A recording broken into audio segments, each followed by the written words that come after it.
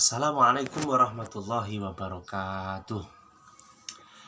Anak-anak sekalian, sebelum kita mulai belajar pada hari ini, mari kita bersyukur kepada Allah Subhanahu wa Ta'ala dengan bacaan Alhamdulillahirabbil alamin. Dan sebelum kita memulai pelajaran hari ini, mari kita berdoa dulu bersama-sama. Bismillahirrahmanirrahim. Raditu billahi rabba wa bil islami dina wa bi Muhammadin nabiyyan wa rasula. Rabbi zidni ilma warzuqni fahma. Amin ya rabbal alamin. Baik, anak-anak sekalian, pelajaran pada hari ini dengan tema kurban. Apakah sudah ada yang tahu tentang kurban? Sudah tahu? Ada yang sudah tahu, ada yang belum. Mari kita kupas atau kita pelajari yang bertema kurban. Baik, anak-anak sekalian, untuk kurban, mata pelajaran fikih untuk kelas 5, 1. Pengertian. 2. Dasar atau dalil kurban dari Al-Quran maupun Al-Hadis. Dan 3. Ketentuan ibadah kurban, meliputi hukum kurban, jenis dan syarat hewan kurban, waktu penyembelihan hewan kurban, dan tempat pelaksanaan kurban. Yang keempat, sunnah penyembelihan hewan kurban. Dan yang kelima adalah hikmah ibadah kurban. Pengertian kurban secara bahasa. Kurban berasal dari bahasa Arab qoroba, yakrobu kurbanan, yang berarti dekat dan mendekatkan. Sedangkan secara istilah, kurban adalah beribadah kepada Allah Subhanahu wa Ta'ala dengan cara menyembelih binatang kurban dengan tujuan mendekatkan diri kepada Allah Subhanahu wa Ta'ala sebagai ungkapan rasa syukur atas segala nikmat yang telah diberikan Allah Subhanahu wa Ta'ala.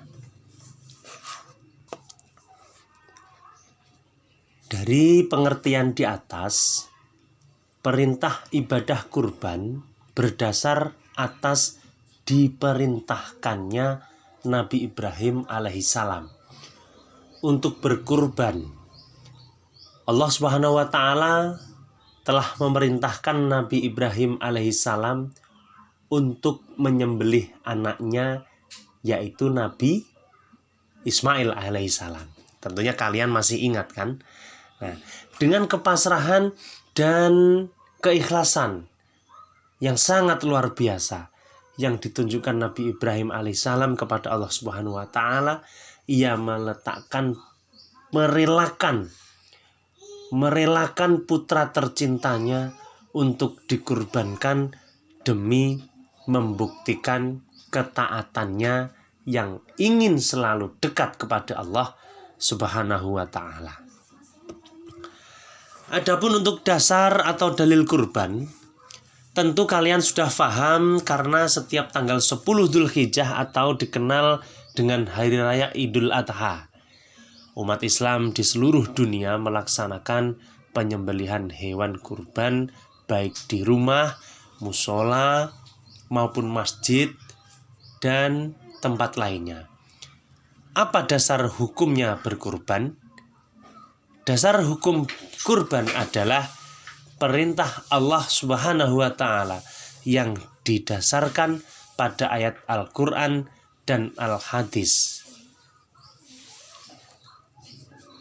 Sedangkan untuk Al-Qur'an terdapat pada surah Al-Kautsar yang berbunyi fasholli lirabbika wanhar, yang artinya maka laksanakanlah sholat karena Tuhanmu dan berkurbanlah sebagai ibadah dan mendekatkan diri kepada Allah Subhanahu wa ta'ala. Dan untuk bunyi hadis dari Abu Hurairah, ia berkata Rasulullah Shallallahu Alaihi Wasallam bersabda, "Man wajada sa'atan falam yudahi falam yaqrabanna musallana." Rawah hadis riwayat Ahmad. Untuk selanjutnya, ketentuan ibadah kurban, yaitu hukum-hukum kurban. Sedangkan hukum kurban ada dua, yaitu sunnah muakkad dan hukum wajib. Sunnah muakkad menurut jumhur ulama, hukum berkurban adalah sunnah muakkad. Orang yang mengerjakan mendapat pahala, dan yang tidak mengerjakan tidak berdosa. Itulah definisi dari sunnah muakkad. Namun, orang yang mampu tetapi tidak melaksanakannya, maka dianggap tercela dalam pandangan agama. Pendapat tersebut berdasarkan dalil hadis yang diriwayatkan Imam Tirmidzi yang artinya, saya disuruh menyembelih kurban dan berkurban itu sunnah bagi kamu. Hadis riwayat Tirmidzi. Dan untuk hukum wajib, hukum kurban bisa berubah menjadi wajib karena ada sebab sebagai berikut. 1. Jika seseorang bernazar untuk berkurban, ya, seperti contoh bernazar, kalau saya nanti naik jabatan, saya akan berkurban, maka berkurban di sinilah ini menjadi hukum wajib, bukan sunnah muakkad lagi, akan tetapi wajib karena seseorang tersebut bernazar. Hukum wajib yang kedua, jika ia telah mengatakan ketika memiliki, ketika memiliki hewan tersebut, ini adalah hewan kurban, atau dengan perkataan yang bermakna sama. Maka dari itu berhati-hati. Kalau mau beli, ya beli. Jangan bilang, saya membeli hewan ini untuk saya kurbankan, ternyata tidak dibuat kurban. Tidak boleh. Makanya ketika membeli, hati-hati. Kalau untuk membeli, ya untuk membeli saja. Kalau untuk buat kurban, ya buat kurban. Seperti itu, paham ya? Dan untuk jenis-jenis syarat hewan kurban, hewan yang boleh digunakan untuk berkurban adalah unta, kerbau, sapi, domba, atau kambing. Nah, di sini tidak boleh mengorbankan ayam, belum, tidak ya, tidak boleh. Apalagi korban perasaan. Intermezzo ya. Oke. Untuk selanjutnya, jenis kelamin hewan. Syarat hewan kurban, jenis kelamin hewan. Dalam berkurban, hewan jantan atau betina diperbolehkan.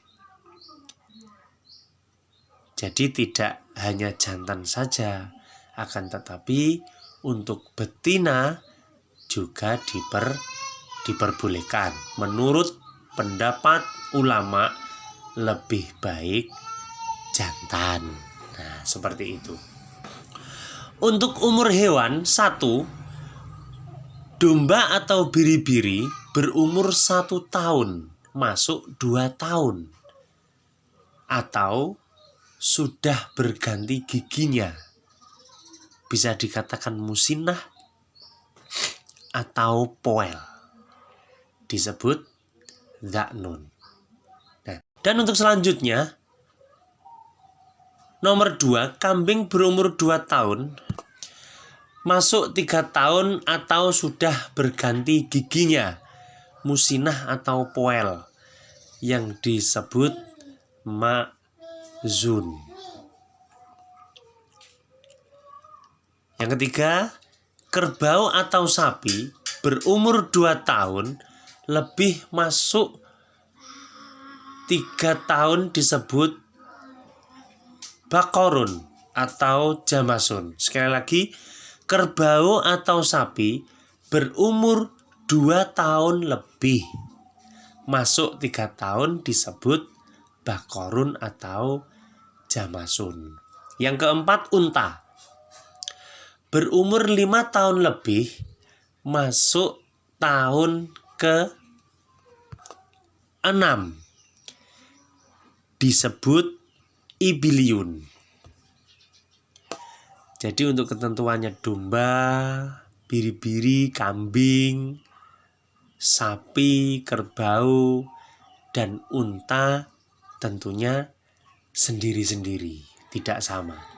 Dan untuk kondisi hewan kurban, yang digunakan kurban harus sehat, tubuhnya tidak kurus dan tidak cacat atau cedera, apalagi pincang, tidak boleh, apalagi terpotong telinganya atau ekornya, bahkan buta. Maka dari itu, berkorbanlah hewan kurban yang sehat dan gemuk, tidak kurus. Adapun hewan kurban, seekor kambing atau domba itu untuk kurban 1 orang. Dan seekor unta, kerbau atau sapi itu untuk kurban 7 orang. Dan perlu diketahui, waktu penyembelihan hewan kurban, menurut jumhur ulama, sebagian besar ulama, bahwa waktu penyembelihan hewan kurban adalah tanggal 10 Dzulhijjah, setelah sholat Idul Adha dan 3 hari berikutnya, yaitu pada hari Tasyrik tanggal 11, 12, dan 13 Dzulhijjah. Dan untuk pelaksanaan tempat kurban, yang paling utama untuk pelaksanaan penyembelihan adalah dekat tempat sholat Idul Adha. Namun diperbolehkan menyembelih di rumah, musola, atau tempat yang sudah disediakan. Sahabat Abdullah bin Umar radhiyallahu an menyembelih hewan kurban di manhar, yaitu penjagalan atau rumah pemotongan hewan. Berarti untuk tempat pelaksanaan kurban tidak diwajibkan di satu tempat, melainkan bebas. Akan tetapi lebih afdol di dekat tempat sholat Idul Adha tersebut. Untuk selanjutnya, sunnah menyembelih hewan kurban. Tentunya dalam berkurban, kita akan mencari cara yang lebih baik dan afdol sesuai dengan syariat Islam yang benar. Untuk itu, mari kita pelajari sunnah-sunnah dalam menyembelih hewan kurban sebagai berikut. 1. Membaca basmalah. 2. Membaca sholawat kepada Nabi. 3. Membaca takbir. 4. Orang yang berkurban memotong sendiri, itu disunahkan bagi orang yang berani ya tentunya ya. Yang 5, kaki kiri ditumpangkan di leher hewan kurban ketika menyembelih hewan. 6, saat menyembelih menghadap ke kiblat. 7, membaca doa Nabi Muhammad SAW. Tentunya kalian semuanya memahami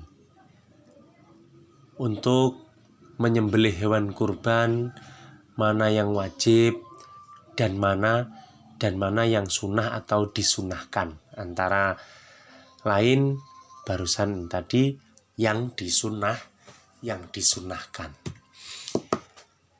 Hikmah ibadah kurban antara lain menghidupkan sunnah Nabi Ibrahim dan Nabi Muhammad SAW. Ibadah kurban hikmahnya mendidik jiwa ke arah takwa, mendidik jiwa ke arah mendekatkan diri kepada Allah Subhanahu wa Ta'ala. Dan juga hikmahnya ibadah kurban mewujudkan sifat murah hati, mewujudkan sifat kepedulian sosial. Dan tentunya ibadah kurban dapat menghapus dosa dan memperoleh kendaraan untuk meniti titian Shirotol Mustaqim. Kalau kita berkurban domba, kendaraan kita nanti domba. Kalau kita berkurban sapi atau unta, ya sapi dan unta, dan seterusnya. Demikian tadi penjelasan materi fikih tema kurban pada hari ini. Semoga bermanfaat untuk kita semua, dan jangan lupa tetap semangat belajar. Akhirul kalam, apabila ada kesalahan baik saya sengaja maupun tidak dan ada kekurangannya, saya minta maaf yang sebesar-besarnya. Assalamualaikum warahmatullahi wabarakatuh.